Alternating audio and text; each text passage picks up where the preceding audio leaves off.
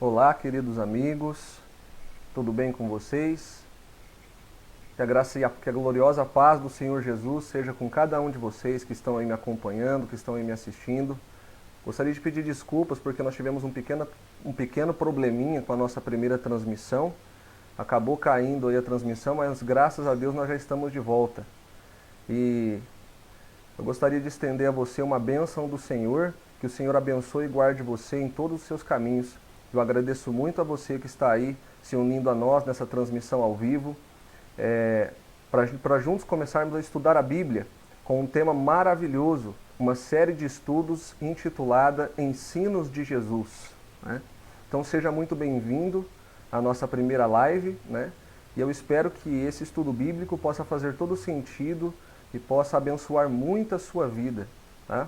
Então, nós estamos começando essa temática nova aí e vamos fazer uma série de 18 estudos a partir de hoje, todas as sextas-feiras às 20 horas, né? Então, por isso, você aí que está me assistindo é meu convidado especial e também você pode aí estar convidando outras pessoas para poder junto estar participando com a gente desses estudos bíblicos que com certeza podem fazer toda a diferença na minha e na sua vida. Os ensinos do Mestre Jesus Cristo são essenciais para a vida do ser humano, principalmente no mundo em que nós vivemos hoje. E os ensinos do Mestre Jesus Cristo são que realmente nos capacitam para ter a vida eterna. Então seja bem-vindo, seja bem-vinda e que Deus abençoe muito você, tá? Então vamos juntos agora fechar os nossos olhos e vamos então fazer uma oração para juntos buscar a iluminação do Espírito Santo, para que Ele guie o nosso estudo bíblico e possa iluminar a nossa compreensão sobre esse tema tão importante e tão maravilhoso. O tema 1 do nosso estudo, o que Jesus ensinou sobre as Sagradas Escrituras. Feche seus olhos, curve sua fronte e vamos juntos orar ao Senhor. Amado Pai que está nos céus, louvado seja o nome do Senhor. Quero aqui, Pai querido, agradecer por essa oportunidade que o Senhor está me dando de junto estudar a Bíblia com queridos amigos e amigas que estão aí nos acompanhando através das redes sociais. Estamos hoje iniciando uma temática nova, querido Deus, aqui através do Facebook de Bálsamo, Bíblia Fácil, Ensinos de Jesus. E hoje é o primeiro tema, querido Pai, desta série de estudos. E o nosso primeiro tema vai falar sobre o que Jesus ensinou sobre as Escrituras, querido Deus. Então, Pai querido, gostaríamos de pedir que o professor Espírito Santo seja o nosso instrutor nesta noite, seja quem nos ilumina, seja aquele que nos guia e aquele que nos dê compreensão da Tua palavra, querido Deus. E que o Teu Espírito possa ser derramado também sobre todos os que estão assistindo essa transmissão e também sobre todos aqueles que vão assistir posteriormente, ó querido Deus. Obrigado, Pai querido, por esta oportunidade e que o Senhor os abençoe grandemente e possa auxiliá-los em todas as suas dificuldades. É no nome de Jesus que nós te pedimos essa bênção. Amém, querido Deus. Amém. Muito bem, queridos. Nós vamos agora, então, começar o estudo da Santa Palavra do Senhor. E eu vou compartilhar com vocês aqui o PowerPoint, né? Para juntos nós começarmos aí o estudo da Palavra de Deus, né? Um tema maravilhoso aqui nesta noite.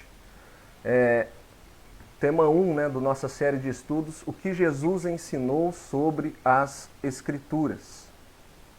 Por que é importante estudar esse tema? Esse tema ele é de extrema importância para a vida de cada ser humano, meus queridos.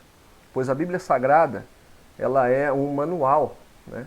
A Bíblia Sagrada, ela é o que existe aí de mais importante para guiar o caminho do homem no mundo em que nós vivemos. Então, no meio das tempestades, ela é a nossa paz.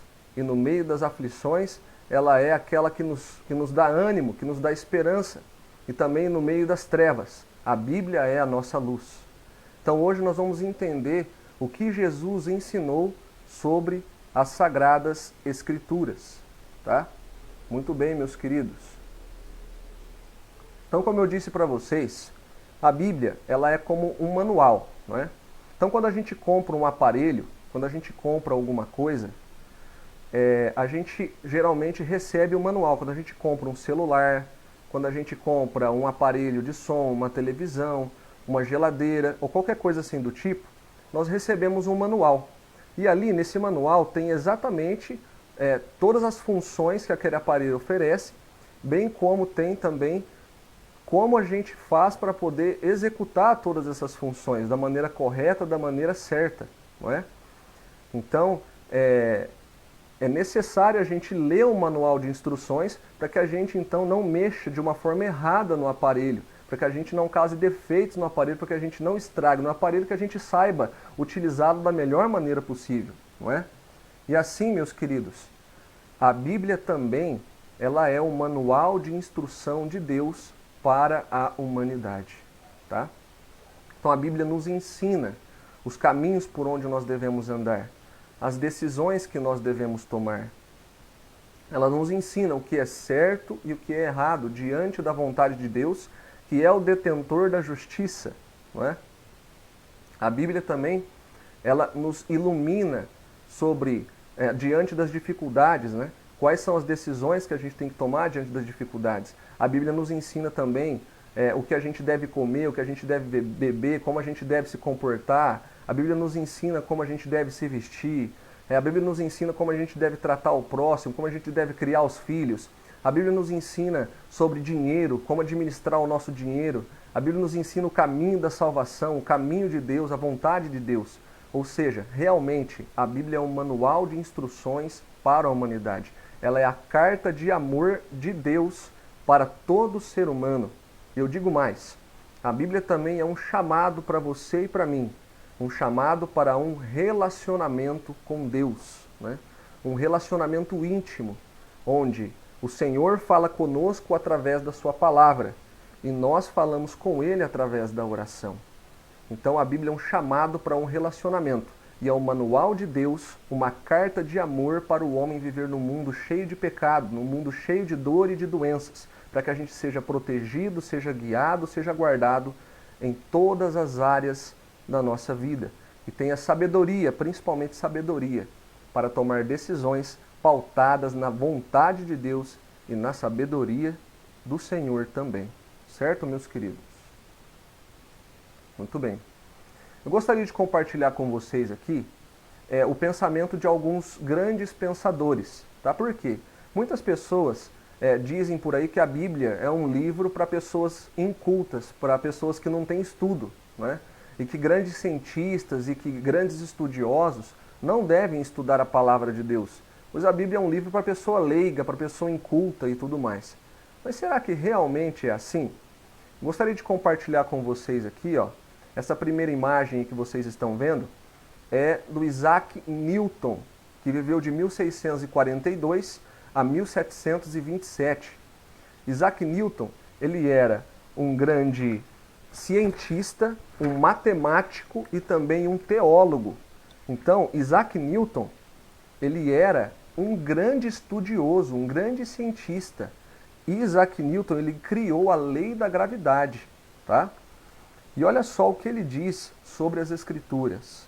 Ele disse assim: considera as Escrituras de Deus como sendo a filosofia mais sublime.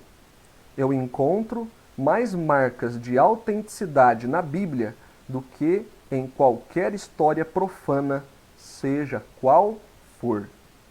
Então olha só o que Isaac Newton disse, que ele encontra mais marcas de autenticidade na Bíblia do que em qualquer história humana, seja ela qual for, né? Ou seja, Isaac Newton, ele era um grande cientista, o descobridor da lei da gravidade, e ele considerava a Bíblia como um livro extremamente essencial para a sua vida. E ele estudava muito a Bíblia. Inclusive, nós temos um livro, né, que foi feito por Sir Isaac Newton, que é um livro sobre as profecias de Daniel e Apocalipse. Ele é também um grande estudioso das profecias de Daniel e Apocalipse sobre o tempo do fim. Tá? Muito bem.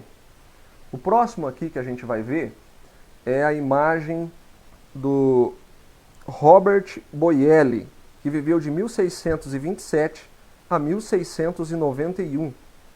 Robert Boyle, ele foi o desenvolvedor do método experimental científico, tá? Então, o moderno método experimental científico que muitas pessoas utilizam nas faculdades para poder fazer pesquisa acadêmica, foi esse homem quem inventou, tá? E ele também dedicou boa parte do seu dinheiro para poder traduzir a Bíblia para vários outros idiomas na sua época. Então ele participou da época da Reforma Protestante e boa parte do seu dinheiro, do seu tempo, ele dedicou também traduzindo as Escrituras, tá? E ele traduziu para várias línguas. E olha só o que ele diz aí, que ele deu boa parte do seu dinheiro para a tradução da Bíblia para vários idiomas, inclusive o seu, que era o idioma inglês, tá? Outro aí que nós temos, meus queridos, é o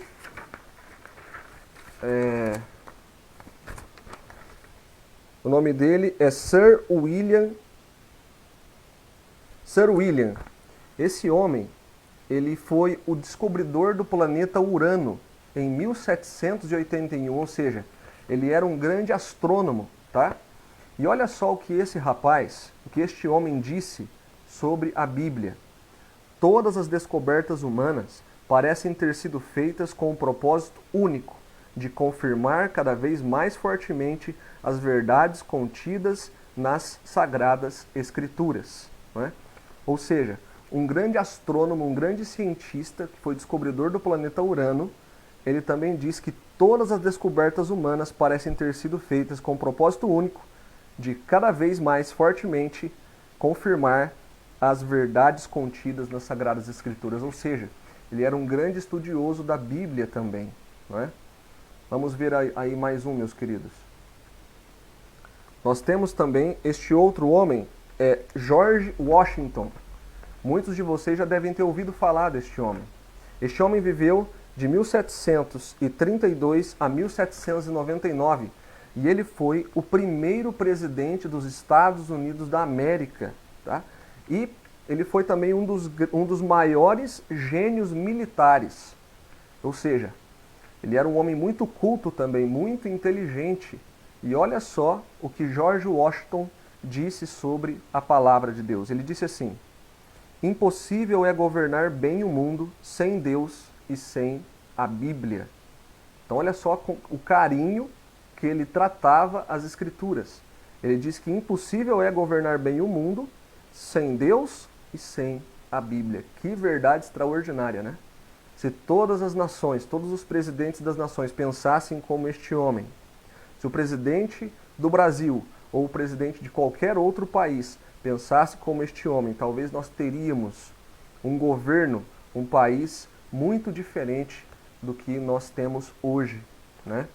Vamos continuar aqui o nosso estudo, queridos.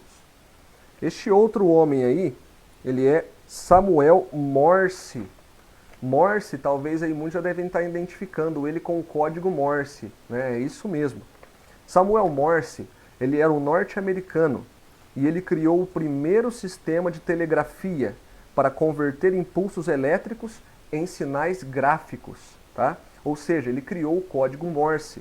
Ele também era um grande cientista, tá? Então olha só o que Samuel Morse disse sobre a palavra de Deus. Quanto mais me aproximo do final da minha peregrinação, ou seja, do final da minha vida, mais clara é a evidência da origem divina da Bíblia Sagrada.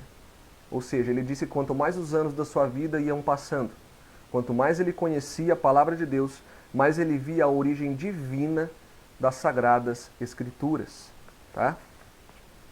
Muito bem, meus queridos. Então, realmente, a Bíblia, ela é um referencial para a nossa vida. Um referencial, uma regra de fé e prática, uma regra de conduta, né? Uma regra do que, um direcionamento do que é certo e do que é errado. Tá? Muito bem. Vamos então ver aqui, né? Agora a gente viu o que todos esses homens pensavam sobre a Bíblia. Vamos ver agora o que o Senhor Jesus pensava sobre a Bíblia Sagrada, o que ele disse sobre as Escrituras. Então, de acordo com Jesus, o que pode ser encontrado nas Escrituras? Abra sua Bíblia aí, em João 5, verso 39. Vamos ver o que o Senhor disse que pode ser encontrado nas Escrituras Sagradas. Diz assim: examinai as Escrituras, porque vós cuidais ter nelas a vida eterna, e são elas que de mim testificam. Né? Então aí o Senhor Jesus nos diz para nós examinarmos as Escrituras, porque nelas estão contidas a vida eterna. Não é? Ou seja, hoje em dia, meus queridos, nós vemos que muitas igrejas e muitas novas religiões têm surgido por aí, não é? Mas infelizmente, mesmo com muitas igrejas e com muitas religiões dentro do cristianismo, nós vemos que muitas pessoas não conhecem a Bíblia. Muitas pessoas não conhecem as Sagradas Escrituras, entendem?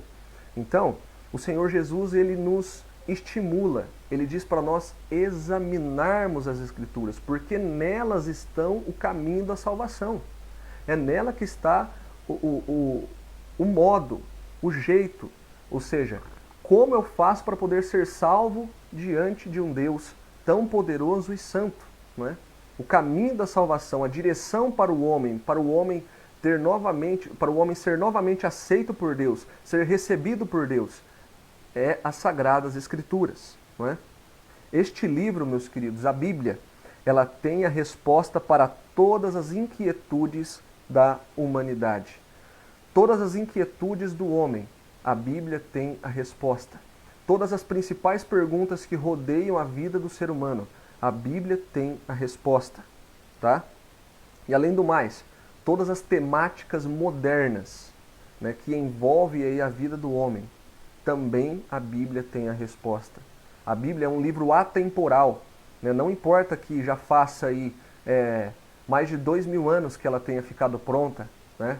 A Bíblia é um livro atemporal, ou seja, a mensagem dela serve para todas as culturas, para todas as épocas, para todas as eras, em todos os lugares. Amém? E além disso, queridos, o Senhor Jesus nos diz para nós examinarmos as Escrituras, porque nelas estão a vida eterna. Ou seja, Jesus nos chama para a Bíblia, para estudar a Bíblia. Tem gente que fala que não pode estudar a Bíblia. Tem gente que fala que é só o que é revelado na igreja que pode ser recebido, né, que pode ser estudado. A Bíblia só pode ser aberta dentro da igreja. Queridos, isso é um absurdo, entendeu? Isso não estaria mais longe da verdade, né? O Senhor Jesus nos diz aqui, ó, examinais as Escrituras. Examinar é cavucar fundo, não é só uma leitura superficial, não é só um entendimento superficial de ouvir. Não estou falando para quem não sabe ler, né? É para quem não sabe ler, só pode ouvir mesmo, ou para quem não consegue enxergar, não é? Mas no caso aqui, Jesus ele nos estimula a examinar as Escrituras. Ou seja, quando a gente está doente, quando o médico vai procurar ali algum problema de saúde, vai tentar identificar o problema de saúde que nós temos, o que ele faz com a gente? Ele ele examina a gente, né? Ele pede vários exames, faz exame de imagem, faz exame de sangue, faz radiografia, faz ressonância, faz ultrassom, enfim, para poder descobrir a doença, não é assim? E até que então vai, e então o médico consegue identificar o problema de saúde, não é? Da mesma forma, queridos, o Senhor Jesus nos estimula a examinar as Escrituras, ou seja, nós aqui no Brasil, né, que temos o privilégio de termos a Bíblia nas mãos, sem ser perseguidos, sem ser impedidos disso, nós deveríamos olhar para esse livro com um olhar muito mais especial, realmente fazer da Bíblia o livro de cabeceira, o livro principal da nossa vida, realmente a norma do querer, do fazer, do efetuar, do sim e do não na nossa vida. Amém? Então Jesus nos estimula a examinar as Escrituras, né? E no fim da história, meus queridos, deste mundo, todo ser humano receberá ou a vida eterna ou a morte eterna. Para nos ajudar a fazer a escolha certa, Deus nos deixou então este manual, um guia prático. Nela encontramos todas as orientações necessárias para tomar posse da vida eterna. Você quer tomar posse da vida eterna, meu querido? Então estude a Bíblia Sagrada. Amém? E aqui então, nessa transmissão, nessa série de transmissão aqui que nós estamos fazendo, nós vamos então estudar as Escrituras Sagradas. Amém? Bom, vamos então ao segundo tópico aí, Que severa repreensão fez Jesus aos líderes religiosos do seu tempo? Abra sua Bíblia aí em Mateus capítulo 22, verso 29. Mateus 22, verso 29. E nos diz o seguinte: respondeu-lhes Jesus: errais não conhecendo as Escrituras, nem o poder de Deus. Então aqui Jesus ele faz uma séria repreensão aos escribas e fariseus da época, né? O Senhor Jesus disse: errais não conhecendo as Escrituras. Queridos, e essa repreensão, ela atravessa os séculos, ela atravessa a linha temporal e chega até nós hoje também. O Senhor Jesus nos diz que nós erramos em não conhecer as Escrituras e nem o poder de Deus. Por quê? É só através das Escrituras, da Bíblia, que nós conhecemos o poder de Deus. Entende? Então Jesus nos diz que nós erramos em não conhecer as Escrituras. Por quê?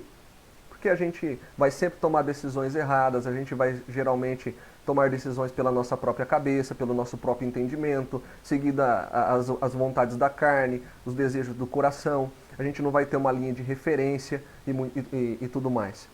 Não é? Então, Jesus nos diz que errais não conhecendo as Escrituras nem o poder de Deus. Ou seja, quer acertar na vida, querido? Quer realmente ser guiado por Deus? Quer realmente ter uma referência na sua vida? Ter luz na sua vida? Examinai as Escrituras. Conheça as Escrituras. E nós aqui, né, nessa série de transmissão e muitas outras que vamos fazer também, nós queremos ajudar você a conhecer as Escrituras. Mas não somente isso. Nós queremos estimular você, nosso querido amigo e querida amiga aí que está nos assistindo, a ler as Escrituras na sua casa, a fazer da Bíblia realmente um referencial na sua vida, tá bom? Muito bem.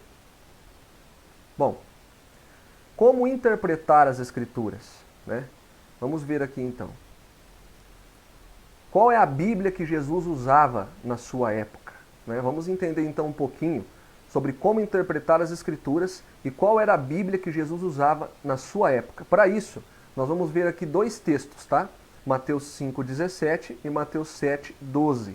Então, como interpretar as Escrituras e qual era a Bíblia que o Senhor Jesus utilizava na sua época, quando ele esteve aqui. Bom, o primeiro texto de Mateus 5,17 nos diz assim: não penseis que vim revogar a lei ou os profetas. Eu não vim revogar, eu vim para cumprir. Na sua Bíblia talvez esteja escrito assim: eu não vim para abolir, eu vim para cumprir, tá? O outro texto, que está em Mateus 7,12, nos diz assim: tudo quanto, pois, quereis que os homens vos façam, assim fazei-os vós também a eles, porque esta é a lei e os profetas. Muito bem. Então, quais são as palavras similares que nós encontramos nesses dois textos aí? A lei e os profetas, certo? Então, a Bíblia de Jesus Cristo, quando Jesus esteve aqui, a Bíblia dos apóstolos, a Bíblia de Paulo e tudo mais, era a lei e os profetas, tá? Então a lei se refere aos 5 primeiros livros da Bíblia, tá? Quais 5 primeiros livros? Gênesis, Êxodo, Levítico, Deuteronômio e Números, tá? É chamado de lei, ou né, na tradução hebraica ela é chamada de Torá, que significa instrução divina, né? E os profetas é o restante da Bíblia, né? Que vai ali desde o livro de desde o livro de Josué até o livro de Malaquias, né? Então, a lei e os profetas era a Bíblia que Jesus tinha nas suas mãos. E aí então a gente já começa a raciocinar algo importante aqui, né? Muitas pessoas dizem que o Antigo Testamento passou. Muitas pessoas dizem que o Antigo Testamento foi abolido, que as leis do Antigo Testamento, que os ensinamentos do Antigo Testamento só servem ali para exemplo, mas não são mais regra de fé e prática para o cristão no século XXI, ou no tempo em que nós encontramos, né, chamado por muitos do tempo da graça. Não é? Mas o que Jesus nos diz aqui nesse texto de Mateus 5,17 é que ele diz: não penseis que eu vim abolir a lei ou os profetas. Eu não vim abolir a lei ou os profetas. eu vim para cumpri-los. Ou seja, ele está dizendo claramente para nós que ele não veio abolir o Antigo Testamento. Seria uma incoerência total ele dizer que ele veio abolir a própria Bíblia que ele usava. Entendem, meus queridos? A Bíblia de Jesus era o Antigo Testamento. E a maioria dos seus ensinamentos, a maioria de tudo que ele disse, ele retirou muitas coisas do Antigo Testamento. Tá? Então muitos podem estar se perguntando assim, mas o que é o Novo Testamento então? O Novo Testamento só recebeu esse nome em 1500 e pouco. Tá? Mas no caso, o Novo Testamento ele é chamado de Escritura Sagrada, né? Ou Bíblia Sagrada, assim como o Antigo Testamento. É uma escritura só, é uma coisa só. Essa divisão aí que foi feita de Antigo e Novo Testamento, ela é somente para trazer de uma questão didática, para facilitar para a gente compreender a Bíblia. Tá? Mas o Novo Testamento, o que é o Novo Testamento? O Novo Testamento ele é a ampliação dos ensinos do Antigo Testamento. É a ampliação. Tá? Como assim? Quer dizer que o Novo Testamento ele veio ampliar, ele veio dar sentido a muitas coisas que o Antigo Testamento dizia. Ele não veio para abolir, entende? Ele veio para completar, para encher a Bíblia Sagrada. Tá? Um exemplo que eu gostaria de citar para vocês é o que está aqui, ó, no livro de Mateus, no capítulo 5, né? Quando o Senhor Jesus aqui no Sermão do Monte, ele vai falar aqui sobre uma série de orientações sobre a lei de Deus, né? Então ele diz aqui, no verso 27, ele diz assim, ouviste o que foi dito aos antigos, não adulterarás. Eu, porém, vos digo, qualquer que olhar para uma mulher com intenção impura no coração, já adulterou com ela. E assim, o Senhor Jesus, ele ampliou o mandamento, né, do não adulterarás, que é o 7º mandamento do decálogo, dos 10 mandamentos. Ele não aboliu, ele ampliou o sentido aqui. Ele deu sentido, ele deu entendimento, ele completou, ele encheu o sentido do mandamento. Entendem, meus queridos? Então, quando o Senhor Jesus aqui, ele diz, ouviste o que foi dito aos antigos, não adulterarás. Eu, porém, vos digo, qualquer que olhar para uma mulher com olhar impuro, já adulterou com ela, ou seja, ele está ampliando. E assim Jesus fez com todos os mandamentos, né? Com todos os 10 mandamentos ele fez aqui, nos seus ensinamentos, aqui, principalmente aqui em Mateus 5, no Sermão do Monte. Tá? Então, o Novo Testamento ele é um complemento do Antigo Testamento, não a abolição. Tá? Isso tem que ficar muito claro para a gente, isso é muito importante. Tá, meus queridos? Então o Senhor Jesus diz, não penseis que vim abolir a lei e os profetas. Muitas pessoas ensinam, muitas religiões ensinam que Jesus veio abolir a lei, que Jesus aboliu a lei, que nós estamos no tempo da graça, que não tem que seguir os mandamentos, que nós estamos vivendo na graça e tudo mais, a graça de Deus nos basta. Querido amigo, querida amiga, Jesus nos salva, Jesus nos chama, né, para o arrependimento. E ele nos salva, não para a gente continuar na desobediência, mas para que a gente entre na obediência à sua palavra.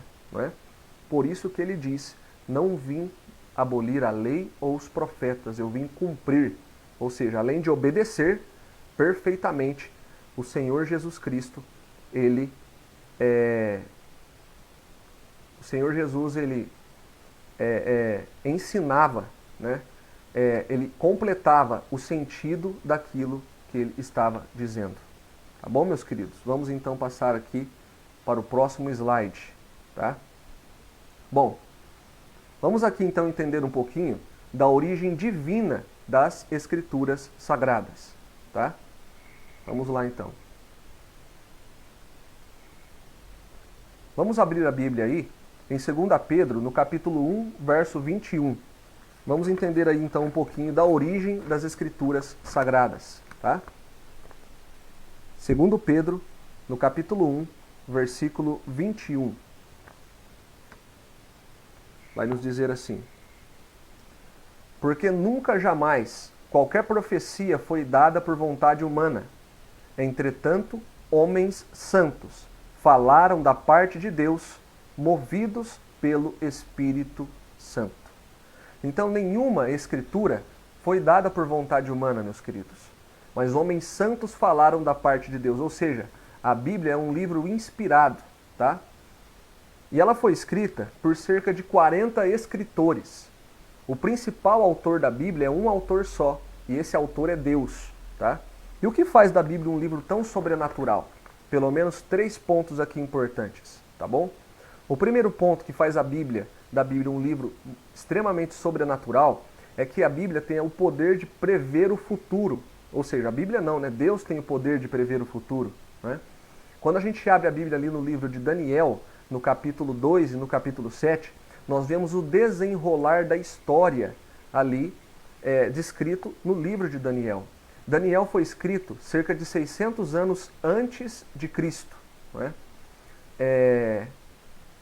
E sendo escrito 600 anos antes de Cristo, Daniel profetizou, através do Espírito Santo que o inspirou, o surgimento do Império Medo-Persa, do Império Grego, do Império Romano, de Roma Papal e também das 10 divisões modernas da Europa.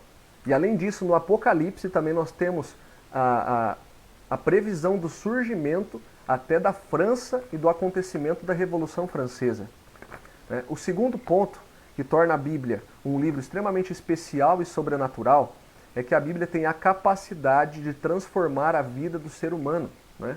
Então, uma mulher prostituta, ela é capaz de ser transformada pela Bíblia em uma mulher, ela é uma mulher reta, correta diante do Senhor, uma mãe de família, né? E uma grande esposa também, né?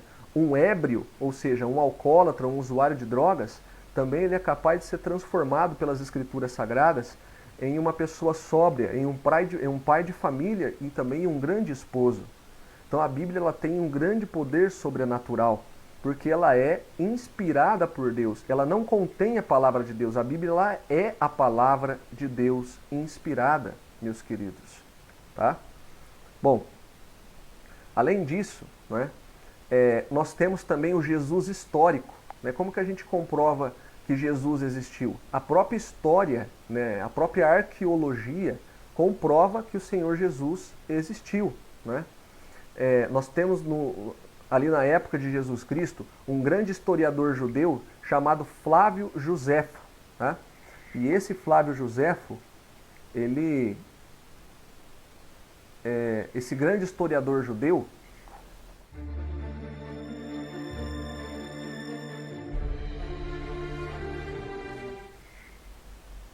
e esse Flávio Josefo, esse grande historiador judeu, meus queridos, ele escreveu sobre Jesus Cristo, sobre a origem do cristianismo. Nós temos também registros na história de cartas, né? De cartas apostólicas, de cartas dos imperadores, né, na verdade, carta dos imperadores da época de Jesus Cristo, que falaram sobre o nome de Jesus, que falaram sobre a origem do cristianismo e o desenvolvimento do cristianismo. Por isso nós vemos, querido amigo e querida amiga, o desenvolvimento do cristianismo aí na história, né? E a gente comprova então essa inspiração da Bíblia Sagrada. Outro ponto importante, né? Outro ponto importante é que em 1948 aproximadamente, acho que nós vamos falar sobre isso aqui ainda no estudo, em 1948 foi encontrado lá no Mar Morto, nas redondezas do Mar Morto, os escritos de Qumran, que é um dos maiores achados arqueológicos sobre a Bíblia Sagrada. E esses achados arqueológicos comprovam que a Bíblia que nós temos na mão hoje, né, ela não sofreu alterações e ela é digna de total confiança de todos nós, tá? Bom, eu gostaria de falar um pouquinho agora com vocês sobre as línguas originais da Bíblia, tá? Nós temos geralmente, nós temos na verdade 3 línguas aqui principais com que a Bíblia foi escrita, tá? A Bíblia foi escrita no hebraico, no aramaico e no grego, tá? O hebraico foi a língua utilizada para se escrever grande parte do Antigo Testamento. A maioria do Antigo Testamento, cerca de 90% do Antigo Testamento, foi escrito em hebraico, tá? E o hebraico se escreve de trás para frente. né? Nós temos o exemplo aí de Gênesis 1:1, no princípio criou Deus os céus e a terra, né? Nós temos aí acima o exemplo de uma escritura em hebraico, tá? Que é uma das línguas utilizadas na Bíblia. Nós temos também, queridos, o texto de Daniel 2:4, Daniel 2:4 até Daniel capítulo 7. Nós temos a língua aramaico, né? O aramaico era a língua dos caldeus na época aí, de Jesus Cristo, tá? E essa língua aí dos caldeus, ela era a língua utilizada ali no período do Império Babilônico, né? E por isso que Daniel utilizou um pouco da língua dos caldeus para poder escrever do seu livro, tá? Então, o aramaico ele é encontrado geralmente aí no livro de Daniel, tá bom? E é uma língua prima do hebraico, assim como o português é uma língua prima do espanhol, o, o, o hebraico é uma língua prima do aramaico, tá? E a terceira língua em que a Bíblia foi escrita foi a língua grega, chamado grego koiné, tá? O grego koiné foi o grego que Jesus falava, era o grego que os apóstolos falavam, era a língua que eles utilizavam ali na época de Jesus. O koiné significa língua do povo e era a língua que eles mais utilizavam ali na época de Cristo, tá? Muito bem. Então, como que a Bíblia chegou até nós? Como que a gente pode confiar na Bíblia, tá? Bom, é o que eu estava falando para vocês, né? Vamos falar primeiro um pouquinho aqui do Antigo Testamento, tá? O Antigo Testamento, ele chegou até nós por meio dos profetas que foram inspirados por Deus, como a gente já viu. Os profetas então recebiam a mensagem de Deus e eles então passavam essa mensagem para o papel, não é? São cerca de 40 escritores num período de 1500 anos. Nós temos o primeiro autor do Antigo Testamento, que é Moisés, e o último autor, que é Malaquias, tá? Então nós temos o primeiro autor e o último autor, que é Malaquias, não é? O primeiro livro que foi escrito do Antigo Testamento foi o livro de Jó, e o último livro que foi escrito do Antigo Testamento foi o livro de Malaquias. O primeiro livro que foi escrito do Novo Testamento foi o livro de Tessalonicenses. E o último livro que foi escrito do Antigo Testamento foi o livro de João, né? O Evangelho de João, tá? Então, nós temos o primeiro livro escrito 1500 a.C., né, o primeiro livro do Antigo Testamento, e o último livro do Antigo Testamento, que foi escrito ali cerca de 400 anos antes de Cristo, tá?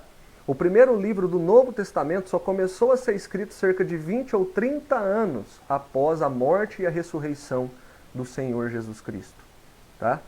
Então, como que o Antigo Testamento ele foi formado? Como que ele foi, vamos dizer assim, compilado, tá? O Antigo Testamento ele foi compilado, meus queridos. Nossa, eu acho que deu problema no vídeo aqui, né? Só um minutinho. Deu um problema no vídeo aqui, queridos amigos. Eu vou tentar arrumar rapidamente, tá? Só um minutinho que a gente já resolve o problema. Espera aí.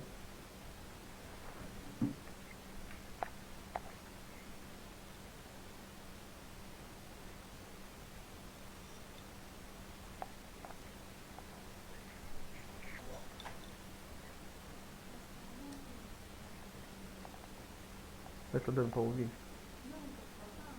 Caiu tudo? Mas você tá ouvindo o que eu tô falando?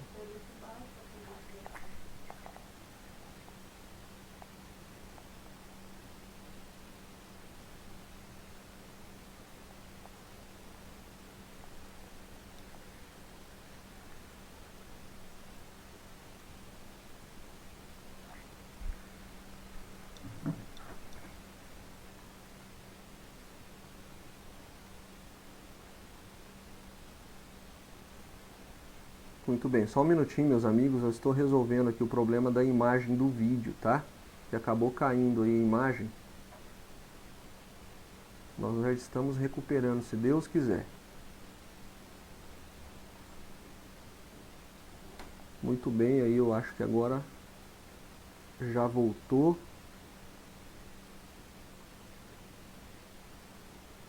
Muito bem. Bom, eu acho que agora já voltou aí a imagem do vídeo, né? Me desculpem aí, meus queridos, pelo problema que nós tivemos, um problema técnico, né? Realmente essas coisas aí acontecem, tá? Bom, vamos aqui continuar então o nosso estudo bíblico. Vamos aqui continuar a nossa reflexão bíblica, tá? Bom, eu estava dizendo para vocês que como que chegou o Antigo Testamento até nós, tá? Então nós vimos que o primeiro autor do Antigo Testamento foi Moisés. Nós vimos que o último autor do Antigo Testamento foi Malaquias. E entre o Antigo Testamento e o Novo Testamento, nós temos cerca de 400 anos, chamado de período intertestamentário. São 400 anos entre o último livro do Antigo Testamento e o primeiro livro do Novo Testamento, que foi Tessalonicenses, uma carta de Paulo. Tá? Bom, dentro desse período intertestamentário, nós não tivemos inspiração bíblica. Nós não tivemos autores bíblicos. Tá? É chamado de período de silêncio na Bíblia. Tá bom? O que a gente tem aí nesse período intertestamentário? Nós temos os chamados livros apócrifos. Vocês já devem ter ouvido falar aí dos livros apócrifos, né? Os livros apócrifos são aqueles que são considerados livros históricos, tá? E o nome apócrifo significa não inspirado. Eles não foram inspirados, eles não têm inspiração divina, tá bom?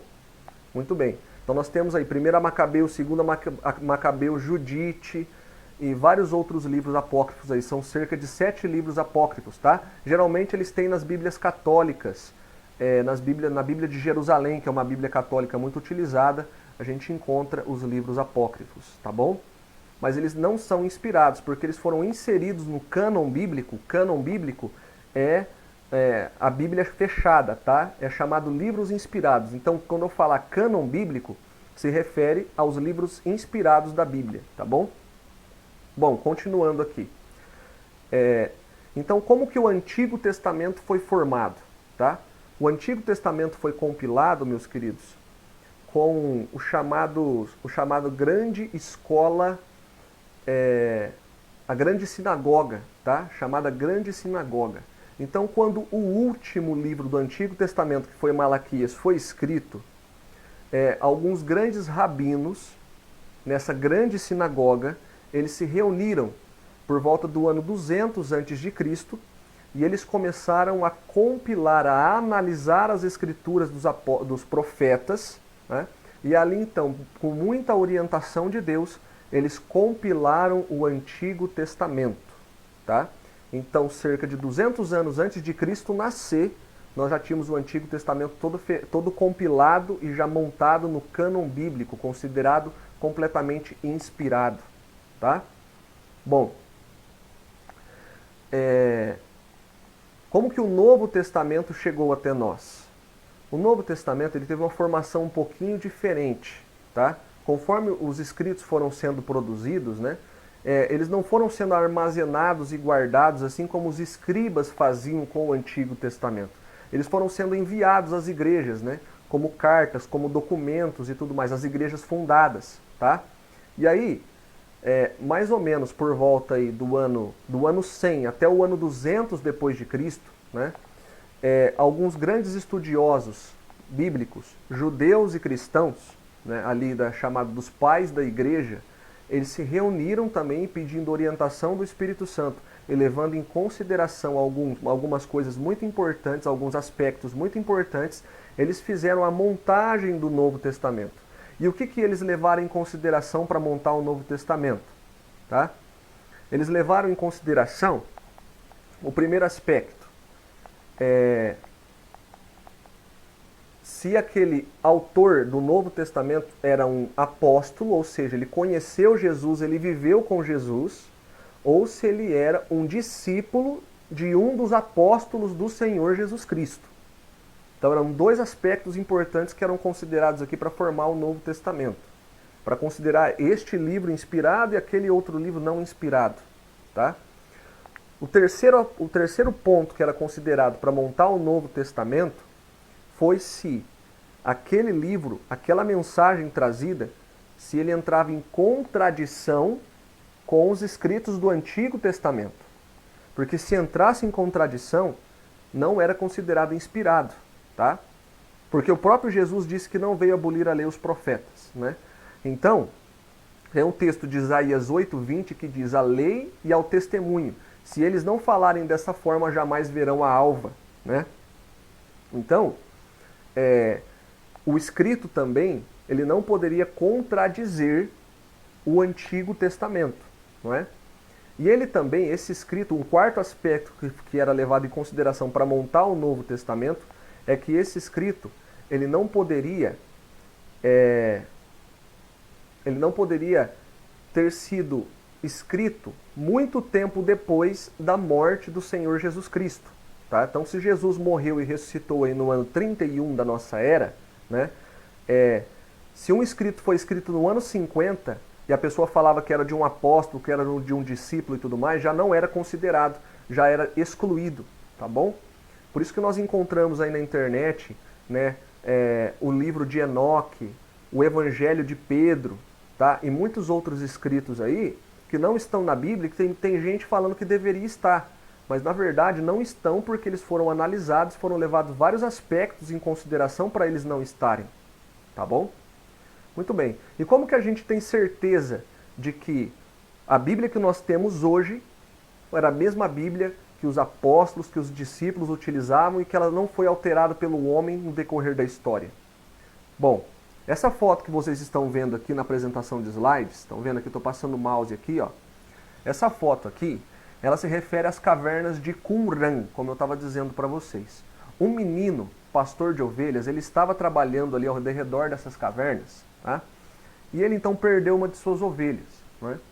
Então, para poder ver se dentro da caverna não tinha um bicho, não tinha um urso ou alguma coisa assim do tipo, ele pegava e arremessava pedras ali, né? Quando de repente ele arremessou uma pedra, né, e ele ouviu dentro de uma caverna vasos de cerâmica quebrando. E ele então ficou curioso e foi lá ver. E quando ele chegou, ele encontrou muitos e muitos manuscritos ali. Mais de 2.000 manuscritos em vários vasos de cerâmica. Ele não sabia o que era a princípio, ele pegou e vendeu, né, no mercador lá de sua cidade. Um grande professor, né, de história e de escritura hebraica, ele estava passando então nessa venda, né, e viu esses escritos. E ele então perguntou para o homem, na onde que o homem havia conseguido aqueles escritos, para o vendedor indicou o menino levou de novo o professor até essas cavernas. Quando então foi feita essa grande descoberta arqueológica, tá? Esses escritos de Qumran, eles datam de aproximadamente 200 anos antes de Cristo, tá? E muitos livros da Bíblia, principalmente do Antigo Testamento, foram encontrados intactos dentro dessas cavernas. Tá? Foram encontrados perfeitos. O livro de Isaías, por exemplo, que é chamado o Evangelho do Antigo Testamento, né, que fala muito sobre Jesus Cristo, ele foi encontrado perfeito. Então, quando eles analisaram o livro de Isaías, por exemplo, e compararam com o livro de Isaías que nós temos nas nossas Bíblias hoje aqui, eles não encontraram nenhuma contradição, né? Eles não encontraram nenhuma divergência. Divergência apenas de algumas palavras ou algumas coisas, tá? Por quê? Porque o que nós temos hoje em mãos, queridos, é a tradução da cópia, da cópia, da cópia, da cópia, da cópia do original. Os originais se perderam, tanto do Antigo quanto do Novo Testamento, tá? Só que as cópias, né, nós temos cópias muito próximas dos originais. Por exemplo, nós temos cópias do Novo Testamento de cerca de 200 anos do original, né, 200 anos de diferença. Nós temos cópias também do Antigo Testamento com cerca de 100 anos, né, de diferença do original, tá? E aí os copistas, eles iam copiando, né, iam passando à frente ali aquilo que eles estavam vendo do original, e depois daquela cópia ia passando para outra cópia e assim por diante, né? E aí então, quando o copista ia passando, muitas vezes ele acabava dando um erro de alguma palavra, de alguma data, de algum número, né? Mas você não encontra erro de discordância de assunto, discordância doutrinária na palavra de Deus, tá? Isso também faz dela um livro muito sobrenatural, tá bom, meus queridos? Então essa descoberta arqueológica aí, ela foi essencial para calar muitos críticos da Bíblia, né? E para poder provar que seguramente a Bíblia que nós temos nas mãos hoje é a palavra de Deus. Tá bom, meus queridos? Bom, Segundo Jesus Cristo, qual é a fonte da verdade? Vamos ler lá então João 17:17. Lá diz assim: santifica-os na verdade, a tua palavra é a verdade. João 17:17. Né? Hoje em dia, meus queridos, nós vivemos numa sociedade extremamente de valores diluídos, de valores completamente antibíblicos. Né? Por quê? Porque a Bíblia tem sido deixada de lado. Cada um diz ter a sua própria verdade. Nós vivemos um período onde a verdade absoluta ela não existe. Cada um tem o seu referencial, cada um tem a sua verdade. Não é? Quando a gente vai falar sobre a Bíblia com alguém, ou a gente tenta explicar a Bíblia para alguma pessoa, a pessoa fala assim: ah, mas essa é a sua verdade, eu tenho a minha verdade. Né? Você crê nisso, isso te faz bem, e o que eu creio me faz bem também, e a gente fica feliz assim, não é? Mas o Senhor Jesus está dizendo para nós algo muito importante, que a Bíblia ela é a verdade, ou seja, existe uma verdade absoluta. Tá? Muitos tentam encontrar o seu referencial de vida na filosofia, na faculdade, na ciência, né? Em muitas outras crenças. Aí. O budismo encontra o seu referencial nos escritos de Buda, não é? O islamismo encontra o seu referencial nos escritos de Maomé, no Alcorão e tudo mais. Né? Mas Jesus está dizendo para nós que o referencial da verdade é a Bíblia. Tá? Ou seja, se eu quero uma verdade absoluta, algo que realmente eu preciso crer, confiar e colocar em prática na minha vida, é as Escrituras Sagradas, é a Bíblia Sagrada. Entendem, meus queridos? Tá? Então, ela é a verdade absoluta, ela é a regra de fé e prática, ela é o referencial de vida para o cristão. Ela é a luz que ilumina no meio das trevas. Tá? E ela é também um guia seguro no meio de um mundo cheio de pecados, queridos. No meio de um mundo de valores invertidos. Tá? Ela é realmente uma lâmpada que ilumina os nossos pés e luz para os nossos caminhos, conforme Salmo 119 nos diz. Tá bom? Vamos aqui para o próximo. Então a Bíblia também, ela mostra para nós, ela forma a nossa cosmovisão. Vocês sabem o que é isso? Cosmo é a forma de enxergar o mundo. Cosmovisão, na verdade, é a forma de enxergar o mundo. Tá? Cosmo é referente ao mundo. Visão é referente à forma de enxergar. Então, quando a gente fala, a Bíblia nos dá uma cosmovisão verdadeira, né?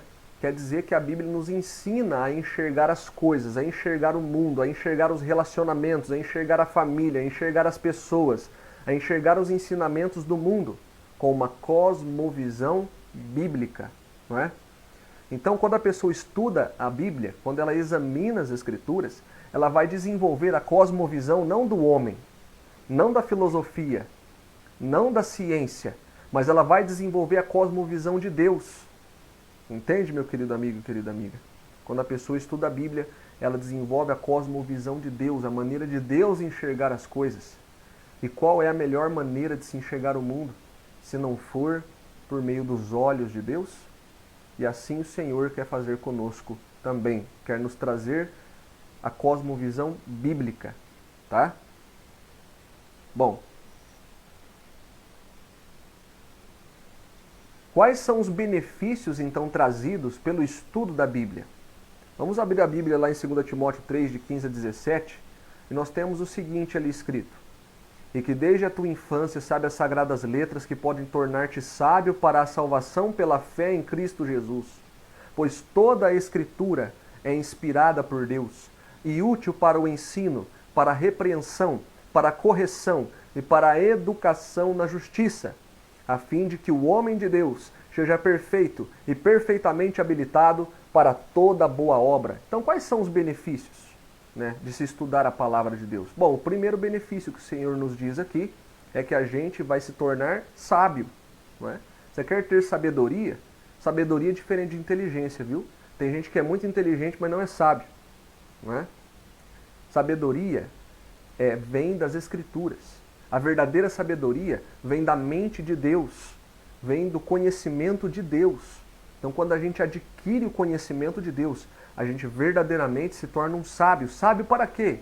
sábio para a salvação pela fé em Cristo Jesus, sábio para ter um relacionamento, para pautar os relacionamentos, né, entre a família, entre o cônjuge, com os filhos, na vontade de Deus, sábio para fazer os negócios, sábio para administrar o dinheiro, sábio para poder se comportar retamente diante do Senhor, sábio para se tornar uma pessoa melhor, uma pessoa amável, cheia do fruto do Espírito Santo, que é amor, bondade, longanimidade, mansidão, domínio próprio. Ou seja, a Bíblia te torna sábio para a salvação, mas para isso você tem que estudar. O que mais que as Escrituras fazem? Toda a Escritura é inspirada por Deus e útil para ensinar. Ou seja, a primeira coisa que a Bíblia nos faz, ela nos ensina. Ensina o quê? Ensina a maneira correta de viver diante de Deus, o que é certo e o que é errado. Tá? A Bíblia também nos repreende, não é? Ou seja, quando a gente está bravo com o nosso filho, quando o filho da gente está fazendo alguma coisa errada, o que a gente faz com o menino, com a criança? A gente repreende. Repreende para quê? Para o mal? Não. A gente repreende para o bem. Assim também a Bíblia é útil para repreender. É a repreensão de Deus, que é o nosso Pai de amor para o ser humano. Entendem? A Bíblia também nos corrige.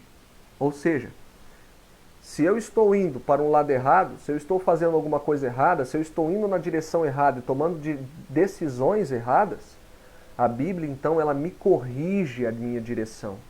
Ela vai me levar a tomar uma direção certa, a tomar decisões certas e a fazer o certo diante de Deus, não é? E também a Bíblia é útil para a educação na justiça, ou seja, para formar homens e mulheres de caráter, para formar crianças de caráter dentro de uma sociedade tão diluída e contaminada pelo pecado. Quanto que a gente precisa de pessoas assim hoje? Então, se você quer que seu filho, que sua filha se tornem pessoas de caráter, adultos de caráter, eu dou o conselho que também Moisés escreveu ali em Deuteronômio capítulo 6, que desde a infância as palavras das Sagradas Escrituras e a lei de Deus têm que ser encucadas na mente da criança, não é?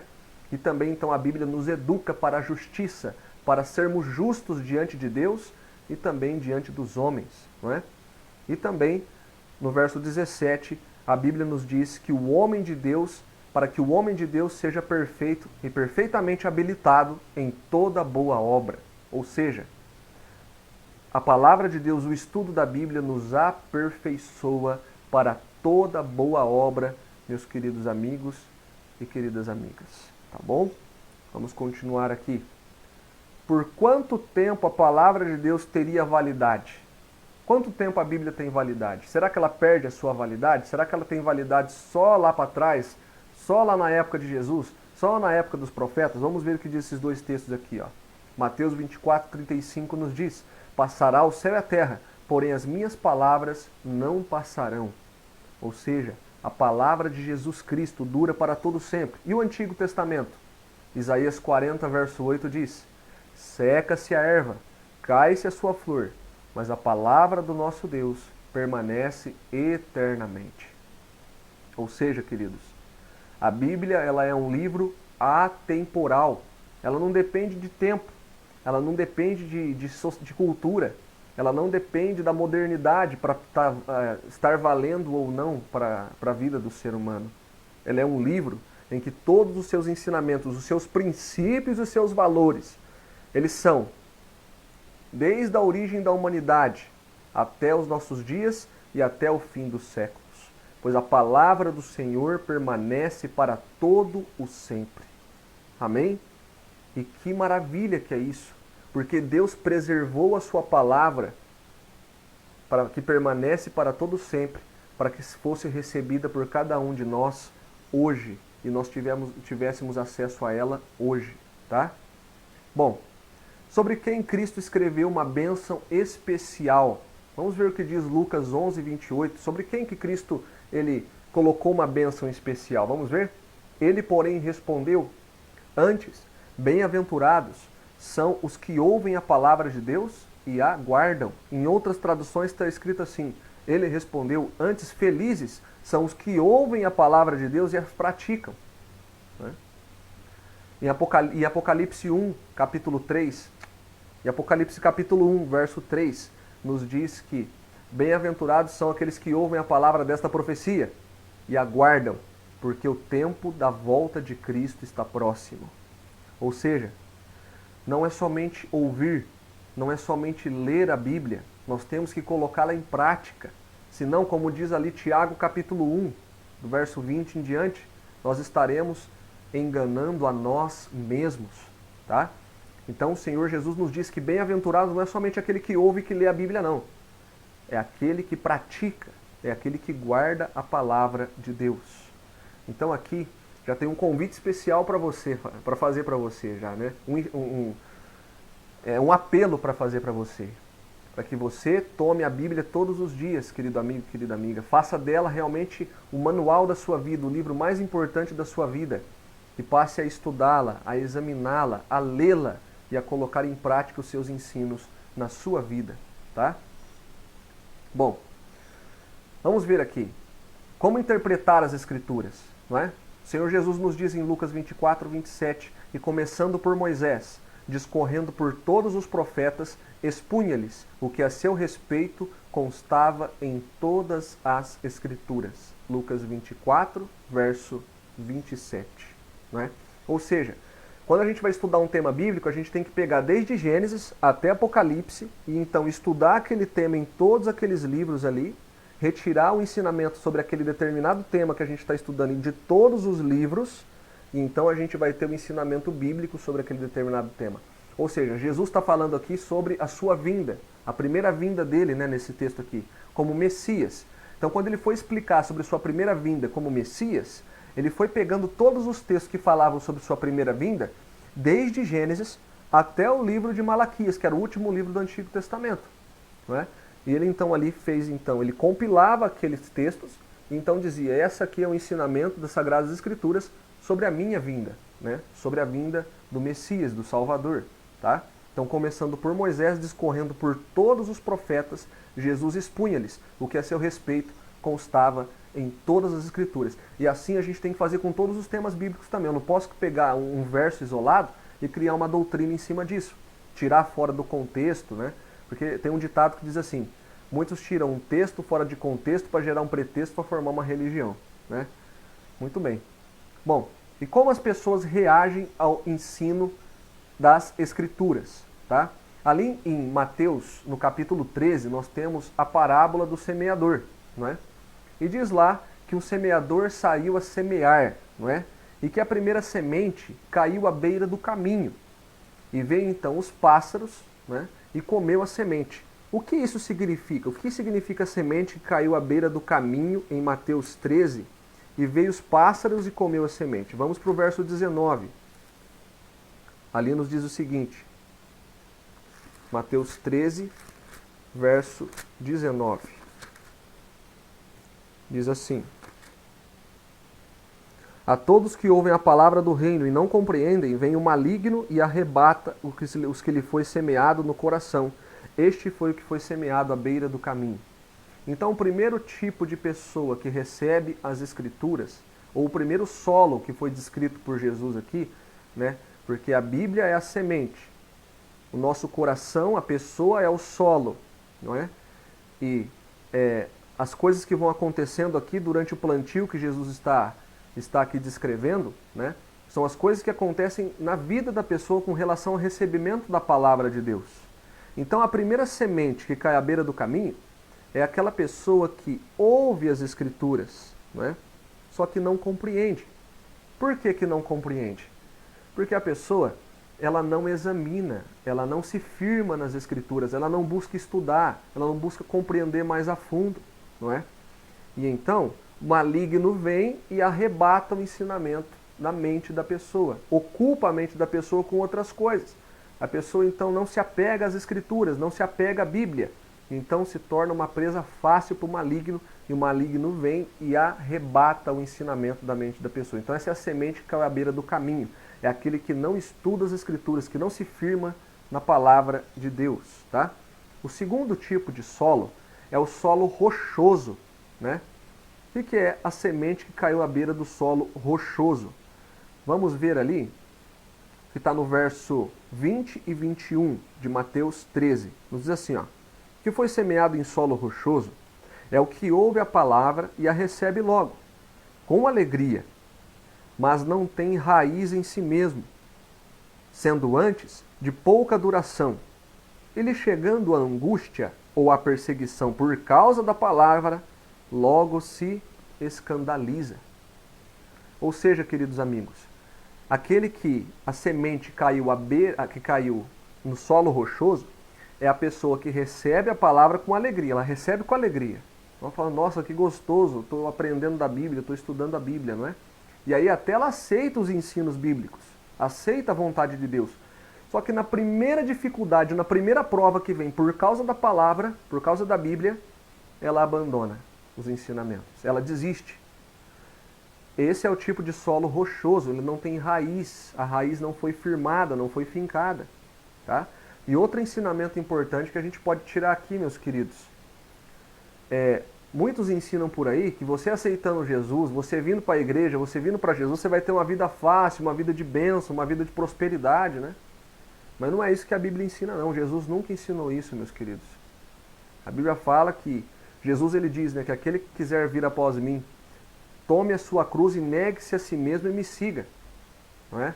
Ou seja, é um caminho apertado, é um caminho difícil, tem provas, tem dificuldades, entendeu? Mas o Senhor Jesus diz que no meio da prova, Ele está ali conosco. Ele prometeu, eis que estou convosco todos os dias até a consumação do século. Tem de bom ânimo, eu também venci o mundo, não é? Ele nos diz. Ou seja, para aquele que serve a Deus no meio da aflição, Deus está junto. Jesus Cristo está caminhando junto ali. No meio das trevas, Ele está ali iluminando, não é? E no meio da tempestade, Ele está ali segurando a nossa mão e está ali nos guiando, tá? Então, não seja, querida amigo, um solo rochoso, que na primeira prova, por causa da palavra de Deus, desiste, tá? Mas se firma, cria raiz na palavra do Senhor. O terceiro tipo de solo, que são os solos espinhosos, né? O que é o solo espinhoso?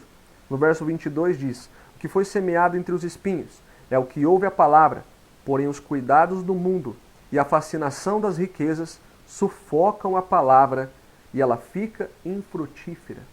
Ou seja, é semeado entre os espinhos, né? A palavra de Deus cai ali na vida da pessoa. Ela nasce, ela cresce, porém os espinhos. O que são os espinhos? É o mundo, entendeu? É as atrações de Satanás, não é? É as coisas que Satanás coloca para nos iludir. É as coisas que Satanás coloca para tirar o nosso foco da palavra de Deus, dos ensinos da Bíblia. E hoje ele utiliza muitas coisas para fazer isso, meus queridos. Utiliza, para os jovens, então nem se fala, tá? E muitas vezes a gente tem deixado a palavra de Deus por coisas tão insignificantes, tão sem sentidos, né? Como ficar no celular, ficar nas redes sociais, ficar na televisão, assistindo filme e tal, e a palavra de Deus vai ficando de lado. Então, meus queridos, espinhos, né?